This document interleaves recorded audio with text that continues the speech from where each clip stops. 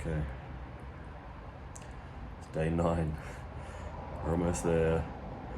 It's 6:33 in the morning, and I've never been this cooked in my entire life. I am just absolutely fucked.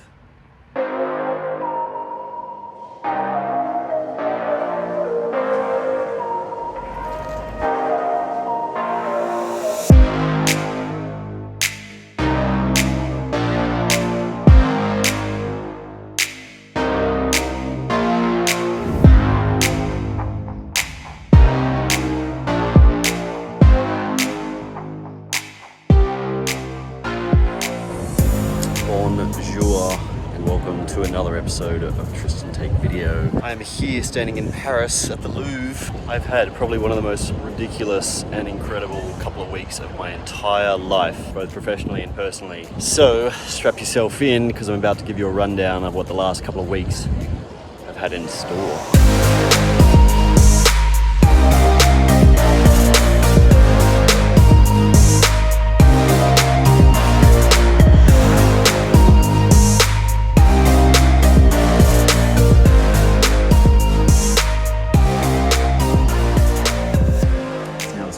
August, and I am back in my apartment in Girona, and I've had a few weeks to decompress, so I've decided it is time to tell this story. Today I am talking about the Amazing Chase. The Amazing Chase was a challenge ridden by Jack ultracyclist. Jack Thompson, he's an Australian cyclist based here in Girona. He's a really good dude and he does some massive challenges. Jack currently has the world record for the most kilometers ridden in a week. He has the Portugal South to North record, and the Amazing Chase has been something that's been coming for the last 3 years, and finally he got to do it this year. So the concept of the Amazing Chase was to give the professional peloton of the Tour de France a 10-day head start, and on their first rest day, Jack was going to roll out from Brest, where they started 10 days earlier, and ride the entire Tour de France route and overtake them and beat them to Paris. So this meant that Jack needed to ride 2 stages a day, or he was averaging 2 stages a day, roughly 350 to 400 kilometers every day, all around France, following the exact same route, doing all the same climbs, jumping in the van and doing the transfer, getting out and starting the next stage, and then he'd sleep overnight and then he'd start the next day. The entire event was sponsored by Wahoo. I was there to photograph and document the thing and run a live campaign through Jack's Instagram. And then we had Matt Tomlinson, who was making a video, which you guys are gonna see on the Wahoo YouTube channel. So before I ramble on too much about the backstory to the Amazing Chase, let's jump straight into it. Cameras out, Matt Tomlinson shooting. Go. So 2 days before Jack rolled out to the Amazing Chase, I drove with a couple of others all the way up to Brest from Girona. So that was an 11-hour drive. On the trip, we had Jack Hussey from the service course. We had Matt Tomlinson, who is also from the service course making films. We had Mickey Rueda, who is a Girona local here, and he was playing Soigneur. Make sure to like and subscribe. We also had Coach Zippy there, Zippy Doyle, who is there as Jack's coach and also a bit of a mentor, and to help with all the logistics, drive the van, cook the food, and do that kind of thing. So we drove all the way up to Brest, said hey to Jack, had a beer and a relax. That was on Saturday night. We have arrived in Brest. On the Sunday, Jack got up and he went for a bike ride just to spin his legs, turn his legs over. We did a bit of an interview with Jack, and he had a bit more downtime. And then Sunday evening, there was a bit of final checks with the logistics, and the boys just made sure everything was all gonna go smooth. So Monday morning, day 1, stage 1, we rolled out at about 6 a.m. on the Monday morning, drove the 19 Ks from where we were staying just into Brest. We are in beautiful Brest for the start of the Amazing Chase by Jack Thompson. Jack got out of the car and basically with no fanfare, we started the Amazing Chase. This one's gonna be something, all right. One of the hurdles that came up pretty much from day 1 was the rain and the weather. Day 1, stage 1, Jack rolled out in the dry. It had been raining a little bit the day before. He got about halfway into stage 1 and then the rain started. So yeah, stage 1, day 1, we were thinking we were gonna be there in the sunshine, and we had nothing but rain. So we drove along in the French countryside, never been to Brest before, so it was nice to see the area, see the architecture, walk through some fields and find some locations to shoot some photos. I was quite excited because I got a new camera about a week before the trip, so I was all G'd up using my new Canon R5, and then after about 200 kilometers, Jack reached the end of stage 1. I didn't really think about the tour, but for most of it, and then at the last bit I was like, this is when like the racing would have begun. All right, so that's stage 1 out the way for Jack. He's just done 100 and whatever it is, 98 kilometers or something that they did on stage 1. If he starts stage 2 this afternoon, he's going to start at about 3 and he'll probably go until about 9. Massive day, 350, 380 kilometers today. So right now we're at the finish line of stage 1 where Alaphilippe attacked, rode away and won the yellow jersey. Had that for just one day, but yeah, what an amazing finish. What a day. What a day for Jack. What a day for us. Woo. So as you can see, it was pretty rainy at the end of stage 1 there, and we literally just had to jump in the van, transfer to the start of stage 2, and then Jack got out of the van and he just started stage 2. I think it was at the start of stage 2 when it was pouring rain that it really hit us just how big the undertaking was. As I said, Jack basically was starting at 3 p.m. and he was going to finish what we thought was at about 9 p.m. But then as the day drew on and the rain set in quite a bit more, it got later and later and later, and the finish of stage 2 at the top of Mur de Bretagne was much later than expected. It was at about 11 p.m. So 11 p.m, we transferred to the hotel. I had a bunch of photos to edit, and then I had to put up an Instagram post that night on Jack's Instagram. So that was the end of day 1. And then on day 2, we woke up and we were in a small coastal side town. Luckily, when we rolled out, there was blue sky. About mid-morning of day 2, we stopped in a little town, and this was another theme of the trip, was the dumping of the cards and all the photos onto the computer. Went and had a cookie. Matt made some ground coffee on the floor of the car park, which was very, very lovely. One of the logistical issues with this ride was that we were always scouting as we drove. We didn't really have a chance to drive a long way ahead before we needed to photograph Jack. So we were kind of driving, following his live route, jumping ahead on the GPX file that we had, finding a spot to shoot, and we would find little fields. All right, so here's a classic scenario for you. Got a sweet shot lined up. I want to get the windmills in it. Then you got these fucking power lines. Absolutely breaks me every time. Power lines in the way. Found a solution. Gonna shoot with the 50mm lens. Gonna try and frame it underneath the power lines just like that. So day 2, stage 3, you'll remember that was the absolutely crazy finish. Jack Haig had a big crash and was out with a broken collarbone. Caleb Ewan crashed with Peter Sagan right in the finishing straight. And so we got to that finishing straight. As it had been the last 36 hours, it was raining there as well. Got to the end of that stage and it was time to transfer to the start of stage 4.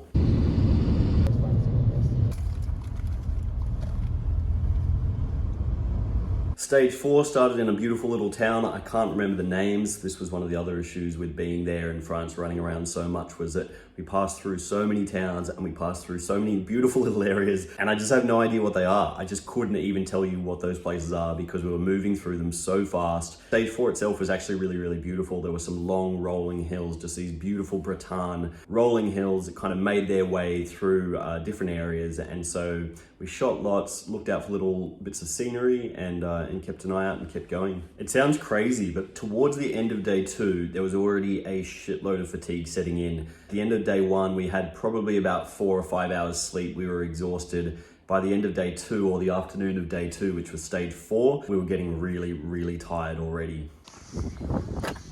Desperate times call for desperate measures when there's no fork in the car. The coffee grinder handle. This is not good.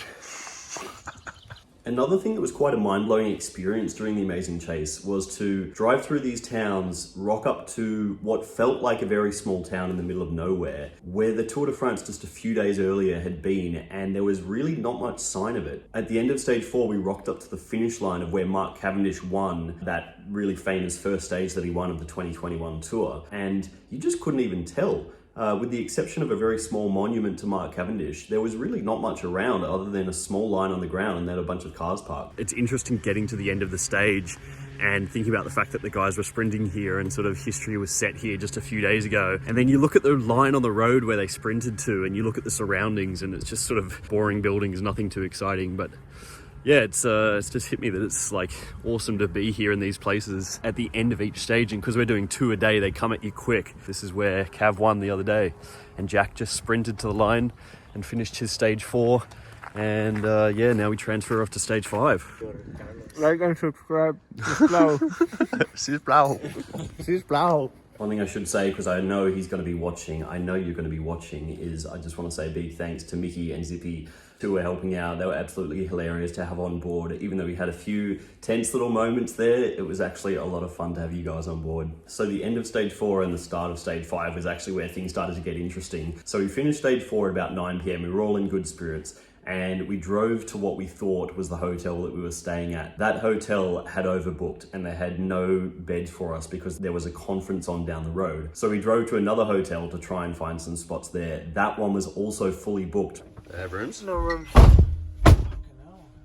Stage 5 was the time trial. So it got to about 11 p.m. We didn't have a hotel in this town. The next closest hotel was about an hour drive away. So we kind of did the only thing that we could do in order for Jack to complete the kilometers that he needed to do to continue the amazing chase. This one's going on the vlog. Someone's going to have to tell me, what are we doing, Mickey? It's 11 p.m. and what are we doing? We couldn't find a place, so we're gonna do the midnight TT. The next stage. So we're doing the TT, and then we're going to the next town on stage 7.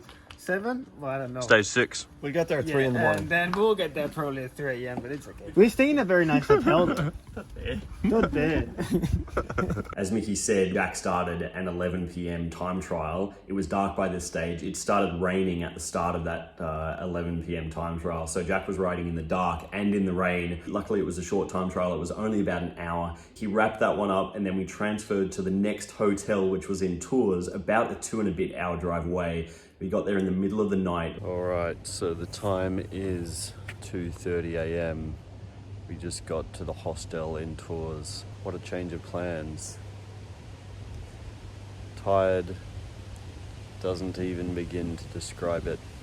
One thing we didn't realize was that the hotel that we stayed in, the hostel, was actually a cycling hostel. It was a place called Stage 84. It was really cool. There was heaps of cycling memorabilia on the wall and we got up in the morning and there were bikes everywhere and we hadn't seen it the night before because we had kind of just stumbled in there in a daze. So yeah, really cool to stay at that place. If you're ever in Tours, go and check that out. So the next morning we got up, we edited some photos, we had a coffee, and then we got on the road to chase down Jack, who had rolled out a little bit earlier. As had been the theme, it started raining again. So Jack was riding in the rain for the start of stage 6. Stages 6 and stage 7 were actually more like transition stages. They weren't that exciting. They were pretty flat and we just had to kind of roll along, try and find spots to shoot, try and support Jack as he went along his way. Standing out here, waiting. It is 8:30 in the evening and I am out in a field and there are some hay bales. You do a lot of this in photography. There's a lot of waiting around. I've been waiting in this one spot for about half an hour now. Jack is about 300 kilometers into his day, so yeah, he's pretty tired, I imagine. You need to get a Haribo sponsorship. I can already see the jersey with little bears on it. At Haribo. Yeah, show off your Haribos so we can try and get them on board. Like and subscribe to Haribos. The end of day 3 was actually probably one of my favorites. Late in the evening, the sun dropped below the clouds and started coming out, and I got a chance to shoot some nice photos and some really, really nice light. We got this incredible rainbow. I got a couple of really cool photos. There was one with this bird flying through the frame, which was absolutely just pure luck timing. Mickey and Zippy had got to the accommodation a bit beforehand, so Mickey rolled out, came and met us, and Mickey rode the last couple of Ks just on the e-bike with his thongs on all the way up to the accommodation with Jack. So day 4 was actually probably one of the most intense things I've ever experienced in terms of sitting in a car photographing someone riding a bike. It rained and it rained and it rained. It absolutely hammered down for a long time, and Jack had to just press on. He had to keep riding. At one point, after being in the rain for a good few hours, Jack decided, you know what, look, I have to stop. I have to get in the van. It was the first time he'd stopped mid-stage, gotten in the van. He had a hot chocolate. He changed his entire kit all the way down to his nicks and everything. He got back on the bike and he kept going, and thankfully the rain eased. So he had a bit of respite from the rain and then he started climbing. So he went up over one climb. It was really stunning to photograph, but I felt for Jack because he was having to ride through it. It was one of those days where I was like, I am glad that I am not a cyclist today. At this stage, we were getting close to the Swiss border and it was becoming very Swiss. Little matey powwow. So the end of day 4 ended at the top of the Col de Colombière. The scenery up there was absolutely incredible. Matt had the drone out. He was getting some insane footage up the top of that climb. It was pretty much dark by the time we got there. So Jack was riding with lights on. We got the final few shots of him climbing up to the top of the climb. Then he descended down. That was the end of stage 8. Another late night, another exhausting day, but that was another day in the bag. Day 4 is done. So finally, on day 5, we woke up and opened the windows and there was blue sky outside and there was some fresh snow on the mountains. I edited some photos, did the Instagram posts. If you want to see the complexity of the posts that we were doing, jump over to Jack's Instagram. I'll put a link to that down below here. So we're writing quite long captions. We were compiling the data from the previous days, riding 2 stages, all the vertical meters, all the TSS, the normalized power. Super Sapiens were wanting us to put together all the data from Jack's arm, the Super Sapiens dot that sits on his arm there and collects all his blood glucose data. So Jack rolled out for stage 9 and it was straight into the mountains. That was an amazing, amazing day. And to be honest, one of the regrets I have from that day is the fact that we stayed in the hotel for a little long in the morning, not chasing Jack and photographing him. The entire experience was such a juggle of photographing and compiling photos and editing photos and charging devices, with also being on the road with Jack. And it was very hard to do both of them at the same time. I don't think for any of us going into it, we realized how much work it would be to try and keep up with Jack as he rode, and then to also be photographing, editing, writing captions and posting posts at the same time. So we were kind of just fitting in sleep and fitting in food wherever we could.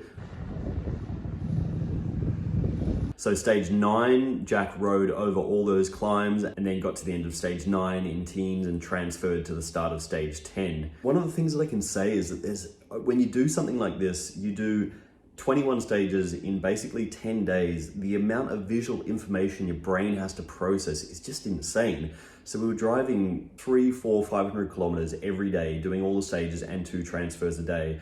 There was just a lot to take on. It was almost too much to take on and process at any one time. Then we transferred to the start of stage 10, which was in Albertville. One of the things that I had a really hard time with during the Amazing Chase was the fact that we weren't actually getting to spend enough time in each of these towns. They're all so stunning. France has so many stunning, beautiful little towns, and I just didn't ever feel like we got the correct amount of time to really enjoy them. But that's okay, it's just another reason to need to go back to France. Halfway through stage 10, we stopped in this little village to grab some food and to back up the photos, and we ended up finding this really cool little bar. And initially the guy was like, no, you can't sit here and you can't charge your laptop. I'm a restaurant only. And then he let us inside, and then so we had a couple of beers inside. Beautiful little restaurant. What a legend. Got a couple of beers. Old mate just served us some sweet food. So stage 10, it started to go quite late into the evening. It was long straight roads. A lot of it was quite boring. Stage 10 was one of those really flat transition stages, so there wasn't too much going on. We sat on the side of the road, and Jack, who was driving our car, he made a little dinner for us, and we sat on the side of the road and we had some salad on the side of the road while waiting for Jack Ultra Cyclist to roll through and get that photo.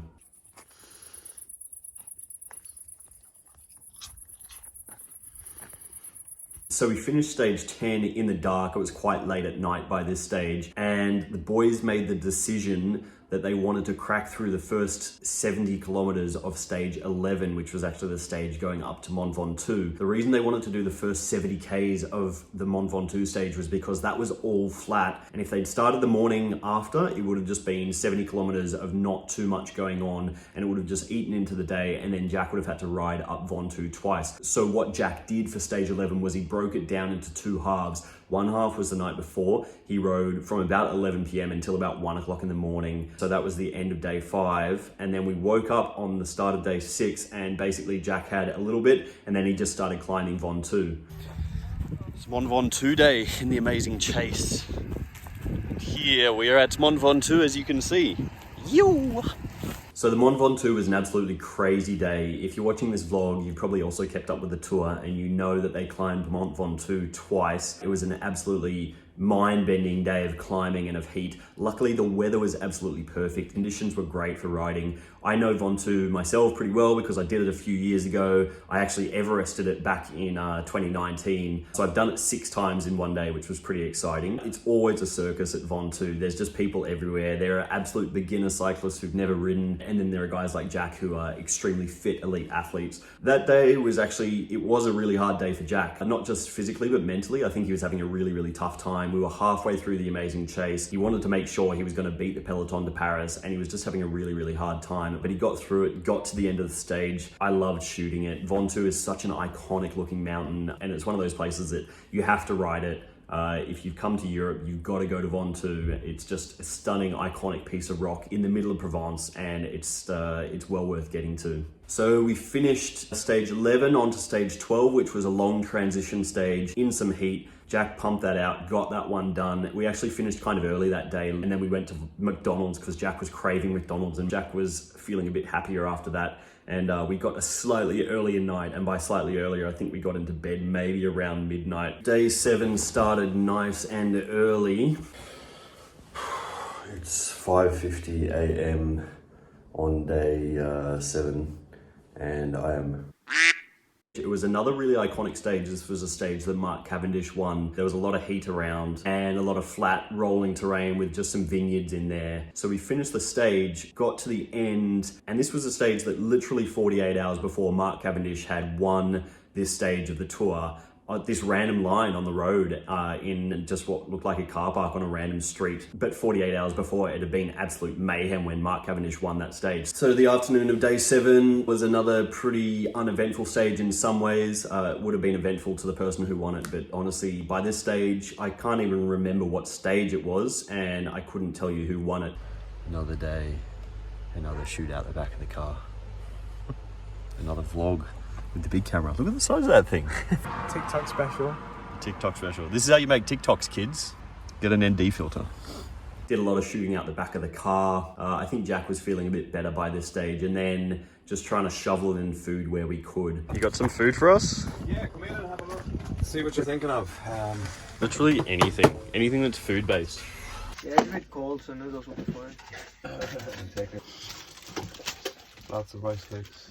I mean, the entirety of the trip was just trying to eat and sleep and charge our gear where we could. It was run and gun the entire time. It was so non-stop. And then the end of day 7 was into Serret, which interestingly enough is actually not that far from Girona. We actually drove into Spain accidentally. We got within 70 Ks of Girona. So it was at this stage where we're like, bloody hell, we've just done a full loop of France. We've come from Brest all the way down. We got 70 kilometers from home, and then we just started heading back up again. So we drove into Serret, we parked the car, and we walked down the street and we went to our hotel. And this was the night that the European Cup was on for football. So we walked into Serret and there was this huge screen set up to watch the Euros. So thankfully we had enough time to have a beer. We watched the football for a while, and then went and edited some photos. We went to bed in Serret. We got 4 hours sleep. The alarm went off at 5 a.m. Jack started in the dark for day 8. Day 8 was the stage into Andorra. We hit lots and lots of fog at one point, and the road was actually closed for us with the car. We are meant to be going up this road, but this road is closed, so we have to go up that tunnel, try and link up with Jack somewhere up the top. Got no idea if it's going to work out. Luckily it was rideable for Jack, so he rode. We found a way to link around. We met back up with him in the fog, shot him in some fog, which was really, really cool as he came over the Port Poimerens. And then he climbed up via Pastellacasa into Andorra, and then he descended all the way down and started the Col de Béchelis. And at that stage, he actually met up with professional cyclist Michael Hepburn, who rides for Team Bike Exchange, and they climbed the Col de Béchelis together. And I think it was just really good for Jack to have a mate there, someone he knew who he could just have a chat with. One of the things that Jack had said was he spent so much time by himself on the bike that he just really missed having someone there to be able to talk to. Day 8 was also the start of an absolutely massive block of stages for Jack. So day 8, he was doing 400 kilometers and 8,000 meters. Day 9, he was doing about the same again. If you go back and you look through his Instagram posts that we put together, you'll see the kind of power numbers that he was doing, the average speed and the times that he was riding for. They're absolutely incredible. You can't say enough about how much mental and physical strength it takes to ride these kinds of challenges, and especially when he set them for himself. So Jack finished the stage into Andorra. The pro peloton was in Andorra having its rest day at that stage. we just had no time to stop and even breathe. So we literally drove from Andorra-la-Vella up to Pastellicasa where the start of the next stage was, and Jack rolled out in the fog and just straight into rain for the next stage. That was another one of those days where it was like the theme of this trip is rain. It was incredible how much it rained. At one stage, the road actually got closed by the police and they wouldn't allow us through. Luckily, Mickey was able to speak some French and he spoke to the police in French and explained what Jack was doing. The policeman let Jack continue riding. So we did this massive detour around. We met Jack, back up with Jack in the dark. It was pitch black by this stage. He's climbed over multiple mountains and in the rain, he was freezing cold. And then he finished the stage. And yeah, by this stage now we were ahead of the peloton. And I can honestly say that was the most tired I've ever been in my entire life. I was drunk off fatigue at this stage.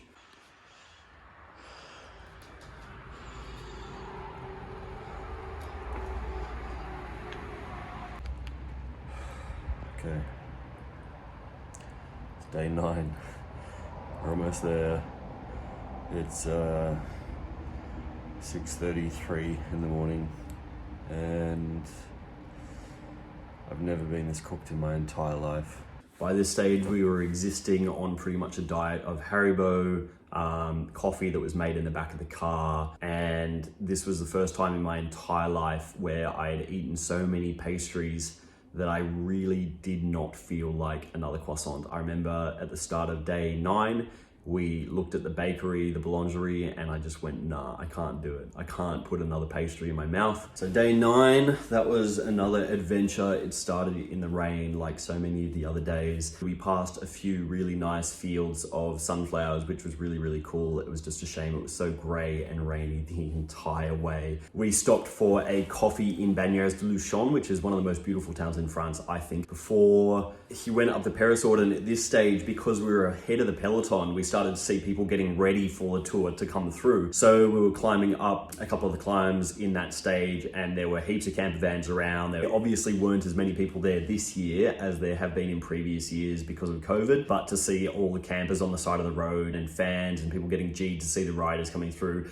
that gave us a bit of the feel of the tour was about to come through. Even though we were ahead and we were going to be further ahead, yeah, that was a great vibe. And at this point, we were in the Pyrenees. We were deep in the Pyrenees, and the Pyrenees are stunning. So day 9, Jack was climbing. He was finishing the first stage of day 9 to the top of the Col de Portet. Unfortunately, the top of the Col de Portet was closed for cars, so we couldn't actually drive up there to see Jack finish the stage. He just had to ride up solo. While he was doing that, I was so tired. I sat in the back of the car. I was trying to write a caption for that day's Instagram post, and I just fell asleep. And then it was on to the next stage that was meant to go to Les Ardennes. So Jack started that stage, and we had a bit of a miscommunication here where he started that stage and we thought he was going to stop at the base of the Tourmalet, which was where we were staying that night. So we drove out, we photographed him as he was coming towards Tourmalet, and then we turned off to go to the hotel, and Jack actually kept climbing. And by this stage it was about 9 p.m. and he just kept climbing his way up the Tourmalet to try and get through as much of the stage and as many of the kilometers as he could. And then eventually I checked in with the other guys, with Mickey and Zippy, and they said, no, he's actually climbing up Tourmalet. So we were like, shit. We got out of the hotel and we raced up the climb up the Tourmalet, and we tried to photograph him towards the top. When we got to the top, it was pitch black. It was about 3 degrees, and it was raining, it was misty and raining and sleeting, and it was not very comfortable conditions. So at that stage, Jack made the call, okay, let's stop the stage here. Let's go down, let's stay in the hotel, get a sleep, and I'll start at sunrise tomorrow morning from the point that we left off, which was at the top of the Tourmalet. The next morning, we got up, drove to the top of the Tourmalet, and then Jack started the second half of the stage, down the Tourmalet descent, and then up the final climb of Les Ardennes to finish off stage 18. So we are on to day 10. Day 10. That sounds good. Today is the final day of the amazing chase before we get to Paris. Jack is currently riding up Les Ardennes. Then he started the climb of Les Ardennes. We were lucky enough to be allowed through with the car because we were just taking photos, and then we said we were going to come back down. And yeah, so we went up Les Ardennes, had the place to ourselves. Nice one. Thanks. Where's the finish line? It's a bit of a fizz, I go. Jack finished, climb up to Les Ardennes. We transferred to the start of the next stage, which was a flat stage. He rolled out, pouring rain, Thankfully, some blue sky came out later on. We watched on the iPad in the van as Pogačar just absolutely destroyed the field. That was that climb up to the top of the Col de Portet. Jack rolled through, got to the end of that long and flat and quite boring stage. And then when he finished that stage, stage 19, thankfully the time trial, which was the next stage, stage 20, started in the same towns. And it was more like a victory lap. Really good vibes, just hanging out the back of the car, taking some photos, having a bit of a conversation with Jack. It's the same when I went across the Nullarbor. I reckon in like ages you just summon the elements up. Mate, the fatigue is got to be another level. After we finished the time trial around those beautiful vineyards, we transferred just a very short distance to the hotel, and for the first time in 10 days, we actually got to sit down with all of us and have a dinner, have a cheers, and just enjoy hanging out together and reflect on what we'd done the previous 10 days before the next morning we transferred the 6 hours up to Paris. So then we were on to day 11, which we were trying to finish the amazing chase in 10 days, but the main aim was just to beat the peloton to Paris. So we drove along, got to see the Arc de Triomphe, and hung out on the Champs-Élysées waiting for Jack to come in. He came in and we each got to do a lap of the Champs with him on the Specialized e-bike. And that was a really, really nice moment for us all. I rolled and took some photos and just enjoyed having a bit of a chat to him. We tried to catch up. It was the first time we'd really actually had a chance to catch up in a long, long time. So yeah, it felt nice to just have a bit of a chat, go for a little bike ride on the Champs, and yeah, just enjoy the evening and to celebrate such a monumental achievement like the amazing chase. And then that night, we really were all so exhausted, we didn't even really celebrate. We had our little celebration on the Champs-Élysées, and then we just went to bed. And then the following days, we're just hanging out in Paris, just having some downtime. Paris is such an incredible city. I haven't been there for a few years and I'd forgotten how amazing it is. It's a true world city. It's absolutely stunning. And all of us just needed some downtime before the Tour de France rolled in on Sunday, and we got to watch that. So yeah, that was an amazing end to the amazing chase. Eventually, Jack and Leia headed off, Mickey and Zippy headed off, Jack Hussey and Matt Tomlinson headed back to the UK, and I was left in Paris for a couple of days by myself, so I hung out. I got to see Ben and Sarah a bunch of times, and yeah, then eventually headed off myself and drove back to Girona, and this is where we are right now. And tomorrow I head off for a trip with Ben. We're going into France for 3 days of riding. So thank you so much for watching. I hope you followed all the way through to here. I know this has been a long one. If you want to see more of what Jack is up to, because he's up to some seriously big rides, check out Jack Ultra Cyclist. I'll put a link to his Instagram right here. And if you'd like to see more of my photography from this trip and in general, follow my Instagram, which is right here as well. I'll also put links to these in the description down below. And one of the main things, as I said before, make sure to keep an eye out for the full film coming to the Wahoo YouTube channel in a few weeks' time. Get a lot more insights from Jack as to what was going on in his mind. An amazing ride, chapeau Jack. It was an amazing thing to be a part of. Probably the most fulfilling and inspiring piece of professional work I've ever done over 10 days. So I enjoyed the immersion so much, and I hope you guys enjoyed watching. So thank you so much for joining, and I'll see you all in the next episode soon. See you.